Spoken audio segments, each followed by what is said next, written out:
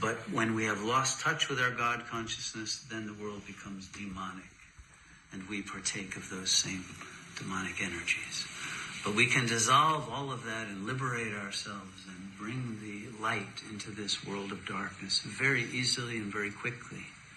And so we must all have faith. Don't ever lose faith that you can change things and turn the trajectory of history in a new direction, because we can. And we can still solve all the world's problems. It's not too late. But we can only do it with that higher power. We're not going to do it with the current technology, which is used for the wrong purposes of creating more problems, more radiation, more oil spills, all of that. We can't do it with that. We need the highest technology of God's wisdom if we're going to escape from the prison we've created in our planet. So Sat Yoga is about doing that.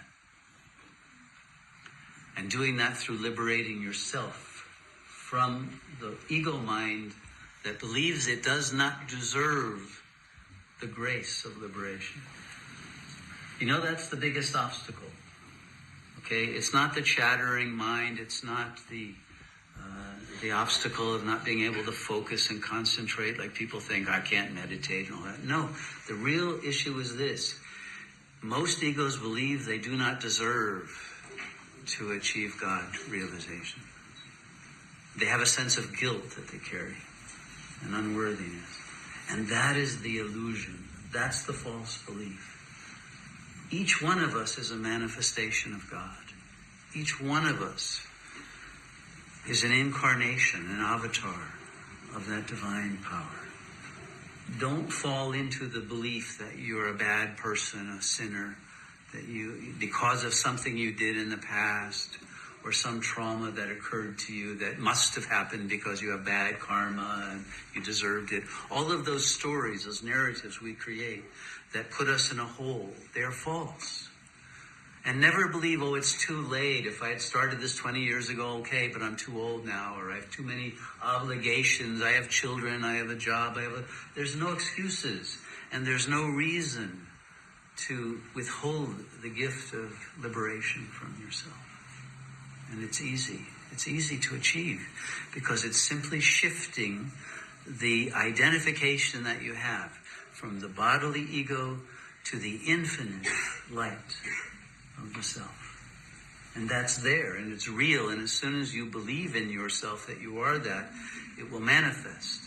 It will emerge from the eclipsed state behind the veil of the ego, and the light will shine, just like when a cloud moves and the sun shines through, and you realize that it had been there all along.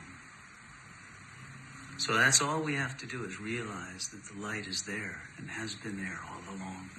And we are the light. You don't have to pray for the light to free you. You're not the cloud, okay?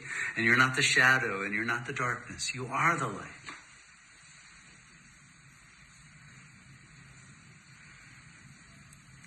So that's the good news, that all of this is very easy and simple and natural. And you know what?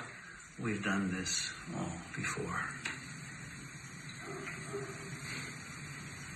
Because we have lived in infinite cycles of time and space, and we've been through this. And we get through this in different levels, in higher and higher levels. But we have achieved realization. And we've come from that state of realization. We've descended from Godhood into taking human form. We are all angels that mistakenly think we're fallen, when in fact we've been sent into the darkness to bring the light, but then we forgot our mission. You just have to remember, that was the only reason we came here in the first place, was to bring the light again.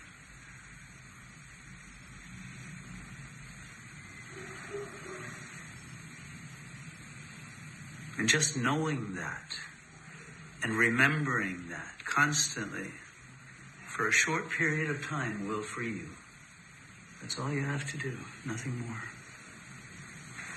And if you remember it in a state of peace and relaxation and liberation, and not think about anything else except how wonderful it is to know that you're a being of bliss, then that bliss will emerge from within the unconscious. It will come up, that's what the Kundalini rising is, and it will descend. That's the Shaktipat, the grace. It will come from both the superconscious and the unconscious. And it will dissolve all of the darkness, the negativity, the guilt, the depression, the addiction, all of those things, those defense mechanisms that were only there to make up for the lack of the divine energy. That's all any of the psychopathologies that psychology studies are really all about. It's that we have forgotten our divine energy. And so we took something else to fill the emptiness. Whether we became nymphomaniacs or heroin addicts or whatever else we decided to choose to pick up to fill the lack. It all comes from the same illusion, because you're not lacking.